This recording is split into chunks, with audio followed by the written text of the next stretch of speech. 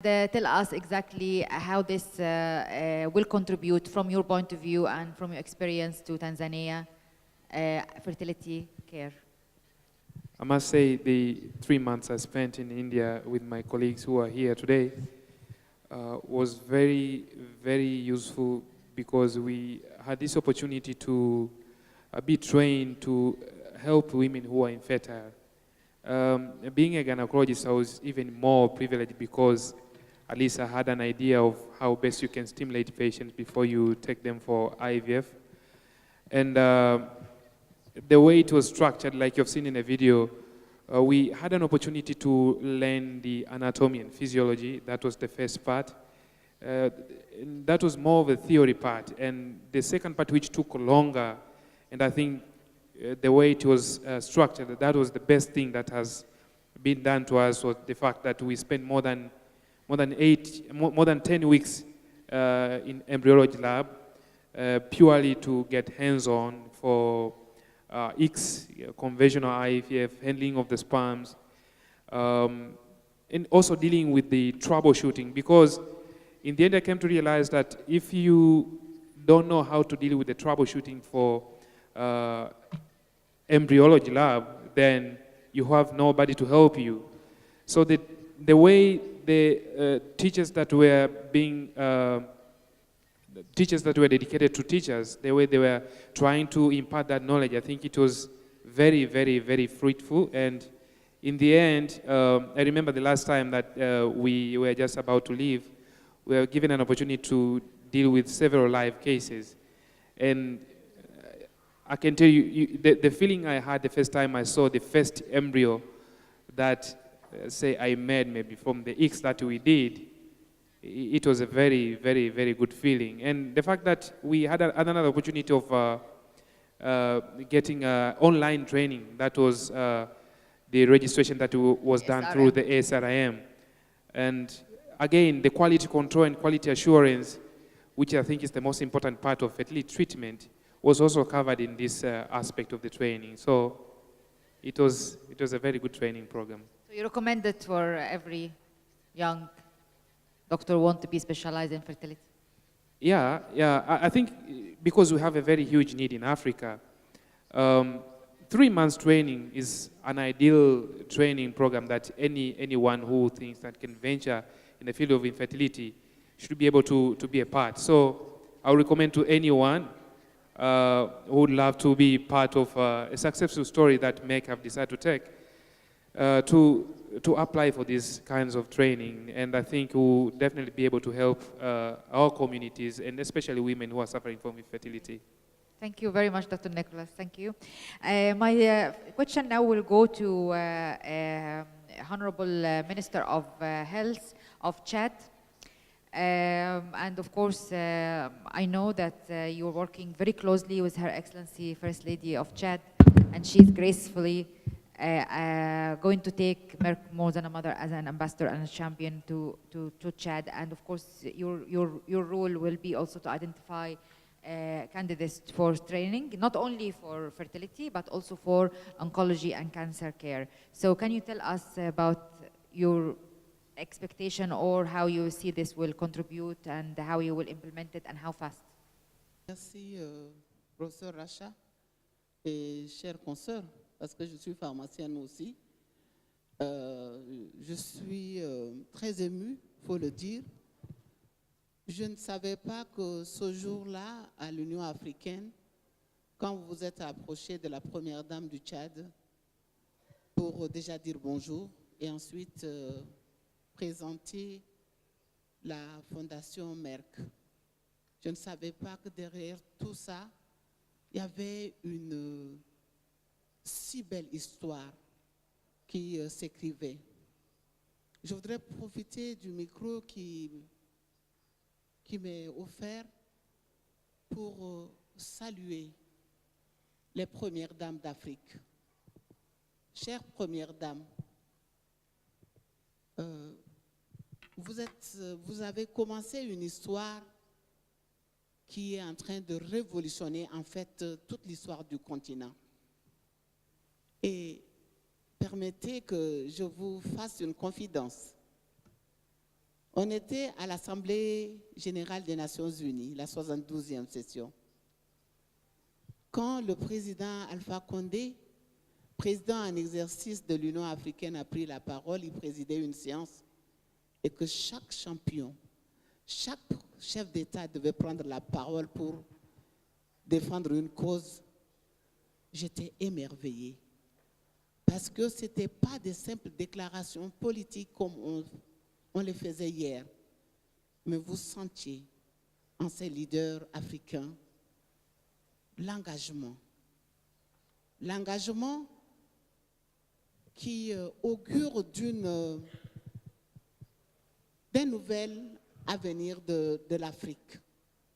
Et tous unanimes savent que eux, en première ligne, avec à côté leur première dame, peuvent faire bouger les lignes.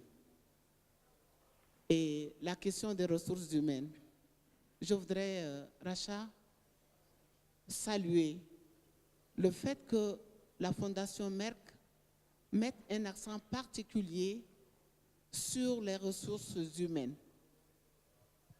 Parce que toute action pérenne ne peut l'être que si nous garantissons les ressources humaines.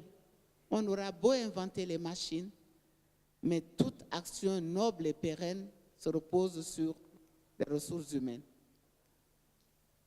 À ce propos, je voudrais d'ores et déjà vous dire que nous avons besoin d'être renforcer nos capacités, notamment dans la question de l'infertilité. Je ne reviens pas sur les exemples et la pertinence de l'action de Merck, parce que toutes les vidéos que nous avons vues ici ont été parlantes et ne peuvent laisser personne insensible. Et nous avons déjà un partenariat entre la Fondation Grand Cœur de Son Excellence la Première Dame du Tchad et le ministère de la Santé publique. La Première Dame du Tchad a des initiatives, mais soyez rassurés que c'est en étroite collaboration que tout ce qui concerne la santé se fait en concertation avec le ministère de la Santé. Et je suis tout à fait à l'aise puisque ça fait des années que j'ai le privilège et la chance de côtoyer la Première Dame qui rêve pour le Tchad, mais rêve aussi pour tout le continent africain. Merck, c'est le début d'une longue histoire qui s'écrit entre tous nos pays. Je ne parlerai pas du Tchad seulement, parce que l'union fait la force. Et quand nous regardons nos premières dames, comment malgré leur agenda chargé, se préoccupent de ces questions, notamment la question de la fertilité aujourd'hui. J'avoue que c'était une question qu'on n'osait pas évoquer en public. Mais aujourd'hui, avec Merck, le fait de l'évoquer en public va résoudre beaucoup de problèmes et rétablir les femmes qui n'ont pas la chance d'avoir des enfants dans leur dignité, parce que c'est bien de ça qu'il s'agit. Je terminerai en vous racontant une petite histoire. Dans l'avion, l'hôtesse m'offre une rose et j'ai mis dans mon sac, j'aime les fleurs. Arrivée à destination, quand je l'ai sortie, elle était toute fanée. J'ai eu un pincement au cœur, mais on m'a appris qu'on peut mettre un peu d'eau et du sucre et j'ai mis la rose dedans. Le matin, quand je me suis réveillée, les pétales se sont réouvertes. Et c'est un peu ça que Merck va faire avec le continent africain pour que chaque femme soit plus qu'une mère. Et merci encore de nous avoir associés à ce forum. Merci beaucoup. Thank you very much. It's a really touching story. Thank you very, very much. And we will be the continuation of a long history of 350 years of Merck, and we will make history together in our countries, in our beautiful, beloved Africa. So my question will go now to the Minister of Health of Central African Republic. You told me during our meeting 2 days ago that you would like to have men also a champion and ambassadors for Merck more than a mother, because they actually feel passionate about it and they can encourage their fellow men to pursue suit. So, and also you told me about the program of cancer access program and the oncology fellowship program and how this will help very much in Central African Republic. Can you please elaborate for our audience, because they were not with us, so I want you to tell them. Merci beaucoup, Dr Rasha, avec tout le respect que j'ai pour et l'admiration que j'ai pour vous, pour votre engagement, pour votre passion. Avant de répondre à vos questions, j'aimerais d'abord dire quelque chose au nom du gouvernement, du président de la République, le professeur Faustin Archange Touadéra, que je représente ici en tant que membre du gouvernement, pour dire un grand merci. Un grand merci à la Fondation Merck, parce que le partenariat qui s'est établi entre la Fondation Cri du Cœur de Madame Brigitte Touadéra et Merck, pour nous, est une aubaine. C'est un don. C'est vraiment une... elle vient à point nommé. Promouvoir la femme, protéger la femme et protéger l'enfant est la première priorité du gouvernement. Il y a même un ministère qui est érigé pour cela, en République centrafricaine. Mon ministère est le ministère de la Santé et de la Population. Donc c'est pour vous dire que l'importance que revêt ce partenariat pour nous, en République centrafricaine. Nous comptons beaucoup dessus et vous pouvez compter sur moi en tant que ministre de la Santé. Vous comptez sur toute ma coopération parce que nous allons utiliser ce partenariat comme le levier de notre action. Le deuxième point est vraiment rejoindre ma sœur du Tchad pour rendre un vibrant hommage aux premières dames que je connais très bien, puisque je viens de l'ONU-SIDA. Je vais maintenant répondre à vos questions. La première concerne les hommes. À l'ONU-SIDA, d'où je viens, c'est moi, je fais partie de ceux, sous l'impulsion du directeur exécutif, M. Michel Sidibé, a engagé une grande initiative sur l'implication des hommes dans la lutte contre le sida. Et cette action était dans la perspective d'impliquer les hommes de façon générale dans la santé. Et pour moi, en retrouvant ce programme, je me suis dit, voilà, je suis très bien arrivé pour moi. C'est Dieu qui m'a donné cette occasion pour continuer mon action que j'ai commencé à l'ONU-SIDA. Et ma contribution va être de mobiliser les hommes. Mobiliser les hommes pour eux-mêmes, parce que vous savez, le vrai problème qu'on voit aujourd'hui dans le problème d'infertilité est le miroir d'un problème plus grand au-delà de l'infertilité. Les hommes ne prennent pas soin de leur santé déjà. Ils ne prennent pas soin de leur santé déjà. Et c'est ça qui a un impact sur tout, même sur le sida. Il faut les mobiliser, il faut les sensibiliser pour qu'ils prennent soin de leur santé, non seulement en tant que personne, mais aussi pour qu'ils jouent leur rôle de leader, parce qu'ils sont leaders. Pour qu'ils jouent leur rôle de parents, pour qu'ils jouent leur rôle de partenaires. Et c'est là que dans la lutte contre la fertilité, ils ont un rôle à jouer. Donc vous pouvez compter sur moi là-dessus. Et on va en profiter avec Mme Brigitte Touadéra pour que cet aspect devienne un des piliers de notre partenariat. Concernant le cancer, d'abord merci beaucoup, parce que comme vous le savez, notre pays est en train de s'efforcer pour sortir d'un grand conflit. Le système de santé est par terre. Et cet appui arrive dans ce contexte. Pour nous, ce partenariat vient contribuer à la revitalisation du système de santé. Et par rapport au cancer, le cancer était encore plus inexistant presque. Inexistant. On a un registre, on a un cancérologue qui vient d'être formé. Ouais. Et il y a tout à faire. On doit développer un programme contre le cancer. Donc ce partenariat pour nous va nous permettre d'avoir un programme national sur le cancer, d'avoir les ressources, et nous comptons beaucoup sur vous pour vraiment avoir un programme comme celui-ci, parce que je suis persuadé qu'il y a beaucoup de femmes qui meurent de cancer. On a à peu près 36%, entre 2000 et 2012, on a recensé 2015 cas de cancer, dont 36% sont des cancers gynécologiques. Et donc la prise en charge est presque nulle. Donc vraiment, encore une fois, merci beaucoup et rendez-vous à Bangui pour que nous puissions continuer, porter la campagne à un niveau plus élevé. Je vous remercie. Thank you very, very much. We'll be there soon. Now, my question will go to Honorable Minister of Health and of the Republic of the Gambia, Honorable Safi Sisai. Can you please tell us, of course, I know that you are doing with Her Excellency First Lady a big campaign about infertility and also establishing a radio FM to raise awareness about health topics.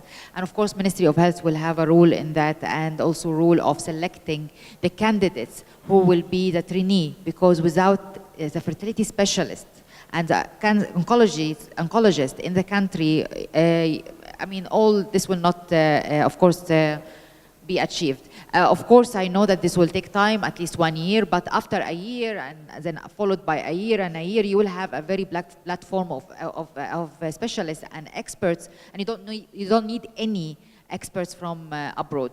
So how can you will take this forward and you know, identify the right candidates who are committed to make a difference and change the landscape of the healthcare in Gambia? Well, the question that you have raised regarding the issue of infertility in the Gambia is just the same thing that runs across all of Africa. The magnitude in which we see things might be different from country to country, but generally, it's all the same. So they suffer in silence as a result. And it is also equally a taboo to link infertility to African men, because as far as they are concerned, they're functional, everything is fine with them. And it goes beyond that. The lack of awareness of infertility and how it can be overcome or how it can be controlled runs a long way in our women's life. Some who suffer from that. But it hasn't come to the point where, like we've seen in that small film that was given out, where the husband has to cut his wife's hands off for not having a child, or the extent of bringing a woman to your marital home because your wife hasn't conceived. We haven't gone to that stage, even though there are women who suffer silently as a result of that. The same also goes for the treatment of cancer. There's almost a total absence of cancer facilities in the Gambia, almost a total absence.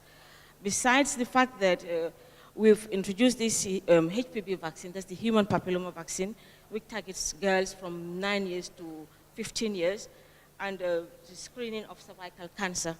There's nothing. Yeah. Sometimes people don't know they have the cancer until it goes to a stage which is very late. And there is no oncologist, or how many oncologists? No oncologist. There's none. Okay. So it will be a great opportunity to have exactly, candidates for to have oncology. Merck with us. Yes, Yeah. yes. We have a university Yes. that churns out doctors, Yes, but but no the oncology specialties. is very sophisticated Yeah, training. there's no needs to be, specialty. It's just general Yes, doctors, yes. medical doctors. So Merck coming in to collaborate with the Gambia will be an advantage to us. It's great. Yeah, Yes. because it will mean that the issue of cancers and infertility will be adequately addressed. Yes. And how easy do you see that identifying the candidates for the training? I mean, can it be done Yes, quickly? it can or be done. Yes, It can be done because we Yes. have already people who are qualified as medical doctors. Okay. So what you need to do is specialize Okay. in So these special areas. you will send me the list of the candidates as soon as you come back. Yes, Great. as soon great. as we yes, do that, yes, yeah. Yes, fantastic. Yeah, we can. It's great. So we can start our mission soon. Inshallah. Yes, inshallah. Yeah. Okay. So thank you very much. Thank You you. finished. Thank you very, very much. And I'm sure that we will be soon also making another history chapter in Gambia, along with the Ministry of Health and your Excellency, Her Excellency First Lady of Gambia. So my question will go now to Deputy Minister of Health of Namibia, Honorable Julieta. And I know that you joined the campaign Merck More Than a Mother, and also you were very active to send us the candidates for oncology training, which is already 2 of them has joined, one in India and one in the University of Alexandria for 3 years clinical oncology, and the other one for medical oncology training. So, and also the one candidate for fertility specialist. So just tell us an idea. Of course, you also have done great achievement for finding the wonderful lady, Honorable Margaret, the chairperson of the National Assembly of Namibia, and a great example for women empowerment to be just champion of Merck More Than a Mother. So I want you to elaborate on that for our audience. Thank you very much. First of all, I have to thank Sandra because it was during a meeting of Merck as a sales department that visited my ministry that I met Sandra. Immediately she said no, because when I started talking about the passion for us of issues of infertility, she recommended Rasha. And after 2 emails, Rasha, as you know, her energy and everything started working. And in no time, we met early this year. And by July, we have 2 students identified already for the scholarship. That was actually fast as possible. And then the issue of the chairperson of the National Council as our ambassador is not the fact that our First Lady doesn't want to become part and parcel of the initiative, but we believe in diversifying in our approaches towards what we want to achieve. So we say there is a number of First Ladies as per Russia's discussion, no, the First Lady of Chad, the First Lady. Then we said, no, the Namibian way we have to look at another person who will bring a total different flavor within the discussions, and then we say that we need a legislator, somebody who will push the laws that we doesn't have in order for us to make an impact. So, and when the committee discussed the issue and recommended Honorable Mensa Williams, she immediately just joined the crew, and we started working on already launching, but unfortunately the launching could not take place. But for us, Merck Foundation and the More Than a Mother initiative, it's a holistic approach towards women's health. We look at it with a critical eye that we would like to advance women in general, their health in general. So it's why I want to use Merck, the foundation, and the More Than a Mother as a vehicle that will transform the concept of infertility in our community, and also the healthcare provision to women in our country in terms of access to oncological services, especially the screening, the treatment, at a very low level before it becomes a disease or curative, before it moves to the curative department. So the 3 things that my intervention will base on is basically the legislations, laws that we need to put in place, because in every country we know if you do not have laws for human tissue, how do you get the sperms to be stored or even to be implanted to another person? So we must make sure that all our laws, it's at par and it's talking to the needs of the infertility and women's health. Then the primary intervention, I know that it's a long way to train oncologists, to train doctors in fertility issues, to train embryologists. It's a long way. But there are things, the low fruits that we can catch hanging. The first one is making sure that we integrate our services. When a young woman age 18 comes to a clinic for contraceptives, the first question that you have to ask, did you have a pap smear? It's not what we are doing. Somebody come for a contraceptives and we just give the injection or whatever and the patients go. Let us integrate these issues within our healthcare facilities so that we can give the comprehensive and a package to every young woman who is a potential to be infertility or to be getting cancer in one or another way. When we change our mind in that approach, I think we can make an impact. The other thing is that equip our health workers with information. I'm telling you that we registered nurses, I'm a registered nurse by profession, and that's my first degree. When somebody comes, we have so different information. What is infertility? What is the cause? Somebody will become judgmental, they will start discouraging people, and they will talk about, some of them are so Christian these days that they start praying immediately when you talk about infertility. I'm thinking that Merck, we can have a comprehensive package of training our health workers on a consistent message on infertility and oncological problem that we can convey within our facility so that every health worker can speak the same language. Immediately, it doesn't need a lot of cost, it doesn't need HS to be trained. It's a course maybe of a 1 week or something that, what is infertility? What is the causes of infertility? How can we prevent infertility? So that's the second thing.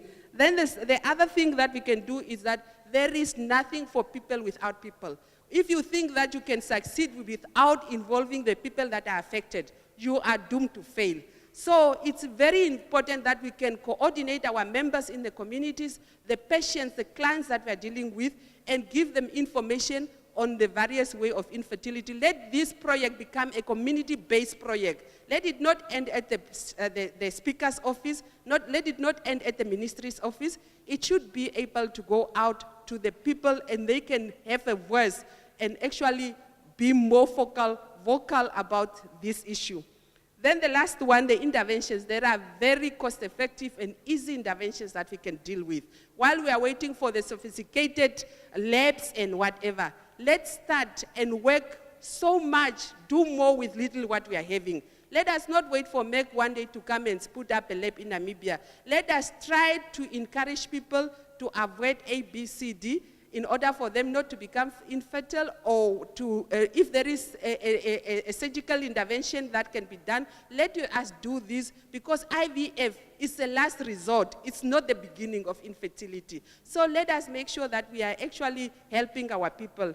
The last intervention, actually, that is a secondary intervention, is what we are talking here about. The issue of the labs, the issue of training of the medical personnel, the infrastructures, and very, very important, very secondary and very important, is actually involving, I know health is a human right. We know that the Ministry of Health is the custodian of healthcare, but it's also very important that we cannot reach every corner.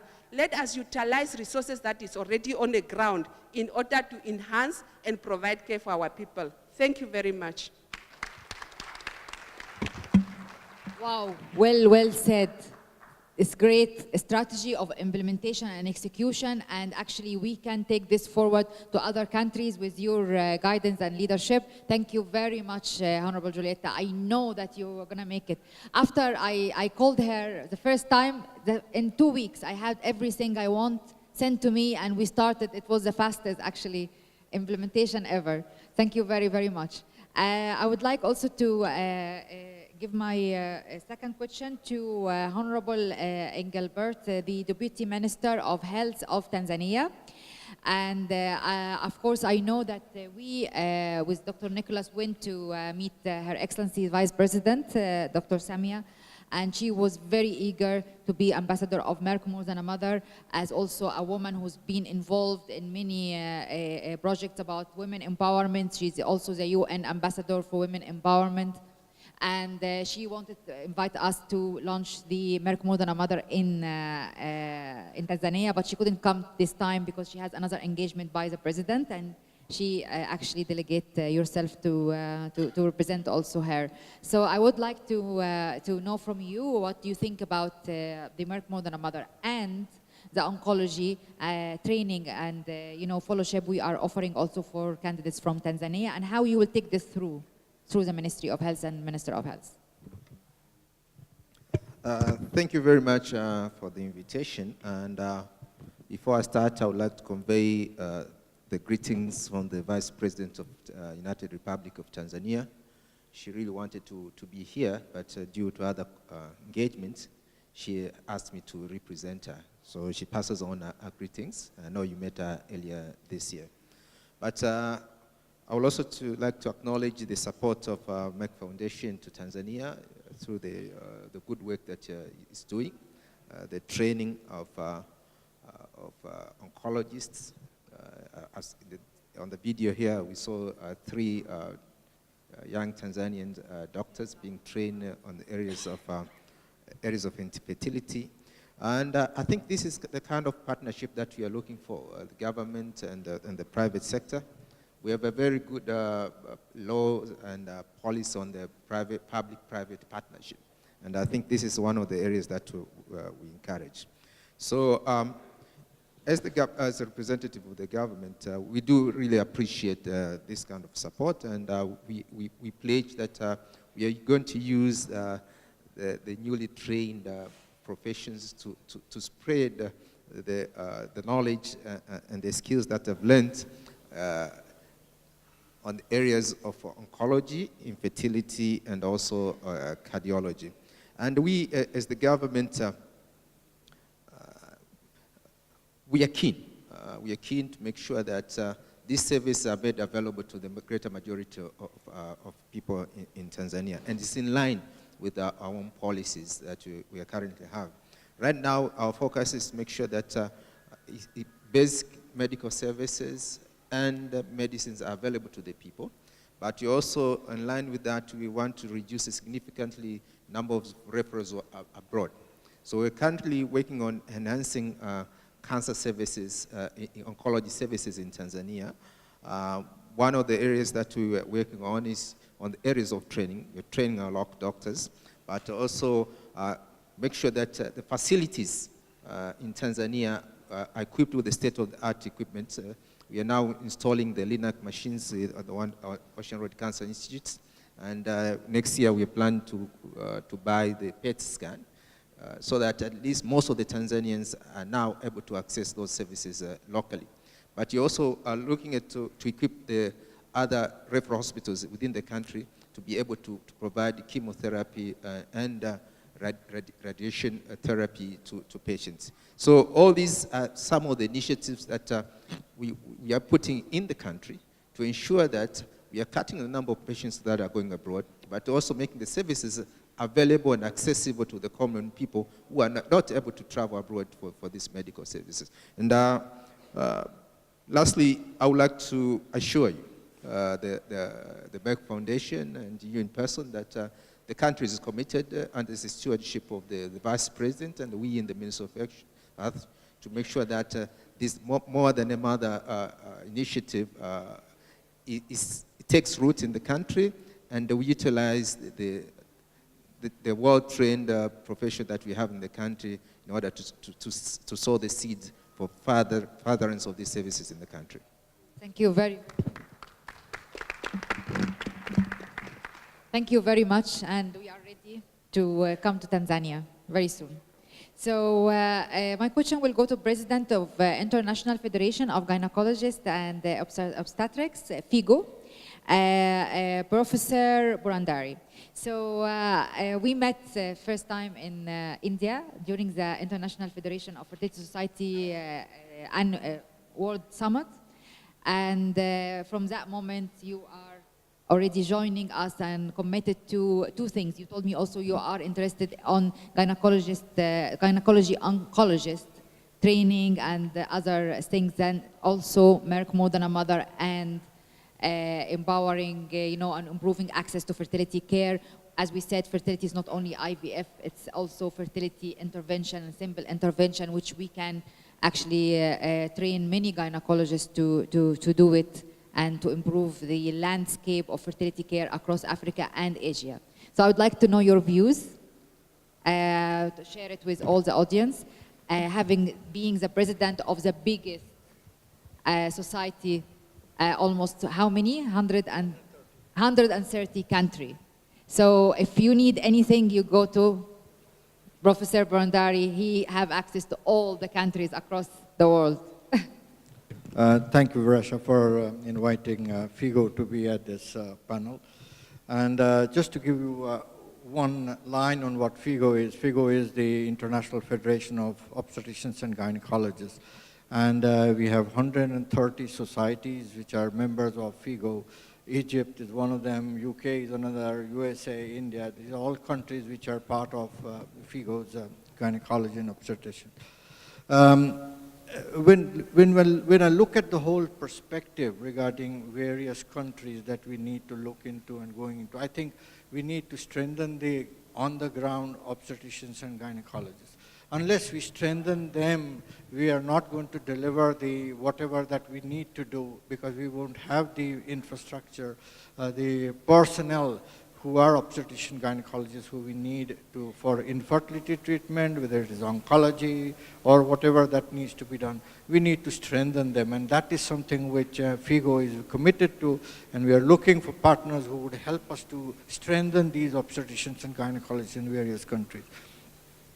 Talking of the cancer cervix, which is one of the major issues as far as all the African countries are concerned, and the late diagnosis and so on. And the loss of life as far as cancer cervix is concerned is unacceptable, because it is a preventable disease. And we have vaccination available by which you can prevent the disease. And it's time that we start off with all the ministers and first ladies that are here, make sure that we start from the schools to make sure that the 9, 10, 11-year girls are vaccinated, so that we prevent the HPV infection, to make sure that cancer cervix does not occur. We have been able to reduce maternal mortality in a large scale in all over the world, barring few countries. Most of the places we have been able to reduce the maternal mortality. But we are going to lose all those mothers saved by reducing maternal mortality dying from cancer cervix, unless we really look at it at a holistic manner, that we have to look at the women's health and reproductive rights as their fundamental right for women. And unless we support all that, it's not going to happen as a holistic measure that we need to do. Talking about the infertility in IVF, and I felt very elated when somebody in the last panel said that IVF is not end all of everything. Fertility treatment, there are a lot of things that need to be looked into before. IVF is the last resort. There are so many things that we need to general advice to a couple itself may solve the problem of infertility in many of the couples. So that is something which we really need to look at, and not think about the hi-fi IVF for each and every country that needs maybe one center is good enough for those which cannot be treated by other methodologies, and which is something which is very, very important that needs to be done. We have been working on a fistula project in the African countries, training doctors to do fistula surgeries, and not even that. Now today we have affiliation with FIGO, so that any patient who is needing fistula surgery, the entire kit is given free by FIGO for them to be operated in various countries that we need to do. And then the 10 committees and working groups that we have, we are in the process of starting Center of Excellences from FIGO all over the world, in various, like in infertility, in everywhere, so that people can come there and get trained, and they will be FIGO certified, recognized centers, which will give a FIGO certification at the end of it that they have been trained and working on it in those particular areas. And with Merck for Mothers, which have been doing superb work, and I must congratulate you, Rasha, from all angles. It's not only infertility, oncology, for everywhere, it's a holistic, for women's health, the way you have put in your effort, they're commendable, and I can assure you, FIGO will be 100% behind you for whatever that you need. You're welcome to just talk to us, and we will make sure that we will be available for you for that. Thank you very much. Thank you very, very much. And I assure you, I will coordinate all this to you. So we can see also regarding the fistula, free kit for training, for treatment, for all these things. And we will make a very big network, and we will be partner, long-term partner, definitely. So my question will go to Honorable Vice Chancellor of Maharashtra University, Professor Dilip. We met 2 years ago, and we started our partnership, and we are doing a lot of training in India, in your universities, across your universities, oncology, and we're doing diabetes, and we're sending doctors from Africa to be trained as a oncology fellowship in Tata Memorial Hospital and your universities. So it will be great, of course, that you can elaborate on our partnership and how the role of India academia and Asian academia, knowing that we have African Asian luminary today, can contribute definitely and very significantly to building capacity and healthcare capacity in Africa. Yes, thank you, Rasha. Already you know that the Maharashtra University of Health Science started MOU with you. And currently we are promoting all the trainees for that. We too are your, thank you to Rasha that she has already taken a part in diabetes, hypertension, then oncology and everything, and we have got this MOU about training also. I had a word with Dr. Kailash also about the Tata Memorial, and he has given, because with them also we have got the understanding about the training person. And you must have got the data that almost up till now 6 nurses from different African countries, Sub-Saharan Asia, they have been trained already. Then 5 need oncologists has also been trained from them. And we see too in the future also, from our side also, the faculty is what you will be promoting, that they will be also trained, and there is a research will be also provided in the exchange program also. And the best thing is that you are also promoting in the other part of the student, undergraduate, postgraduate also, about this arousal, about all the various factors which you are taking under care. And it's very good that the Maharashtra University of Health Science will continue to have promote this MOU. Thank you very much. And I think all this August gathering will agree that the Rasha has taken every part in every aspect. She needs an applause for this. Thank you very much. Very much. It's really a very valuable partnership, and I believe very much in the role of India to contribute to Africa, and the partnership between Asia and Africa is undeniable. I would like to give my question now to Vice President of Africa Fertility Society, Professor James Ulalalopu.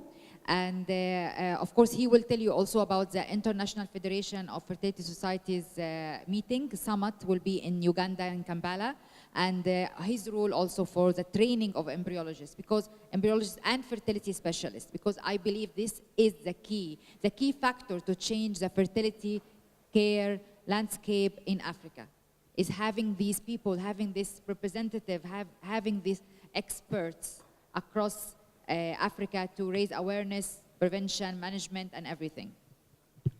Thank you, Rasha, and may I also thank fellow panelists for the input they have made this morning. And I would like to have about 3 points to summarize the panel discussion this morning. First of all, on behalf of the African Fertility Society, we have worked hard over the last 2 years or so to put the African voice out in the global stage, to put the voice of African women out within the region itself, and then to have this embedded within the national structures, the national government and healthcare systems. And I think we will continue to do that collaboratively with our partners, Merck Foundation, the International Federation of Fertility Society, and the WHO. And moving beyond today's and this conference, we will be holding a collaborative meeting in Kampala in March 2018, working collaboratively with the International Federation of Fertility Society, my own society, the African Fertility Society, and the parent Uganda Fertility Society. So all of you are welcome to that meeting. And now let me address issues specific to provision of care, access, and capacity building. And I want to compliment my fellow panelists for going through what they are able to do in their own countries and the plans for the future. And I want to compliment that from the point of view that implementation process needs auditing and evaluation. And that will generate data and research to be able to measure the amount of success one is undertaking and going forward. And I think in that regard, we would then be able to evaluate how much money we are putting into the project, how much training we are putting into the project, and how much advocacy is needed so that we can be able to involve a multi-stakeholder engagement into the project. Now, let me address specifically the issue of embryology. Embryology is dear to the heart of and central to the delivery of IVF services, because the embryologist is the only person who can answer that fundamental question: are these gametes, the sperm and egg, adequate and satisfactory? Has fertilization taken place, yes or no? Can we transfer this embryo into the woman or store them? The only person who can be able to answer those key fundamental questions is the embryologist. In that regard, the training, Nicholas and his team, plus all those who are going to have further training via Merck and the American Society for Reproductive Medicine, is going to complement and enhance this input. And the beneficiary is going to be reducing barrier to treatment, enhancing capacity at the national level. Thank you very much.